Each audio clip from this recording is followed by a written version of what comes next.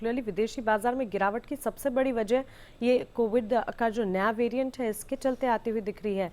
कितना ज़्यादा सीरियस है ये, और क्या आगे और ज़्यादा, आप जिस तरह से कह रहे हैं कि फिलहाल सिर्फ एक शार्प रिएक्शन दिख रहा है, क्या आगे चलकर भी विदेशी बाजार का इसका इम्पैक्ट आज के दिन में एटलीस्ट दिख सकता है? दिख सकता है। तो यूजुअली हमने देखा है कि जब भी कोरोना की चिंता सबसे पहले सामने आती है, एक ओवर रिएक्शन बाजार की तरफ से आता है, क्योंकि जो केसेस अभी मिले हैं वो उतने ज्यादा नहीं हैं, बट जो केसेस सामने आए हैं वो काफी सीरियस हैं। तो इसलिए ये डर है कि अगर ये तेजी से फैलना शुरू हो जाता है तो फिर क्या इंपैक्ट आएगा। अभी हुआ नहीं है ऐसा, WHO की तरफ से कोई एडवाइजरी नहीं आई है अभी तक, क्योंकि इस वायरस के बारे में बहुत कम डिटेल्स अवेलेबल हैं। तो क्योंकि डिटेल्स ज्यादा अवेलेबल नहीं है और डर है कि ये काफ़ी तेज़ी से फैल सकता है और जो फुली वैक्सीनेटेड लोग हैं उन्हें भी इंपैक्ट कर सकता है, तो उसका कॉम्बिनेशन है। इसलिए मैं कह रहा हूं कि शायद एक तरह से बाजार का हल्का सा आप इसे ओवर रिएक्शन भी मान सकते हैं, शायद आगे संभल जाएं, बट डेफिनेटली क्योंकि इस समय कुछ ज़्यादा डिटेल्स मालूम नहीं है, यूके ने ऑलरेडी रेस्ट्रिक्शंस लगा दी हैं, एक्सपर्ट्स का भी मानना है कि ये काफ़ी खतरनाक वेरियंट हो सकता है, तो फिर इसलिए शायद बाजार रिएक्ट कर रहे हैं। हमने देखा था जब डेल्टा वेरियंट भी सबसे पहले सामने आया था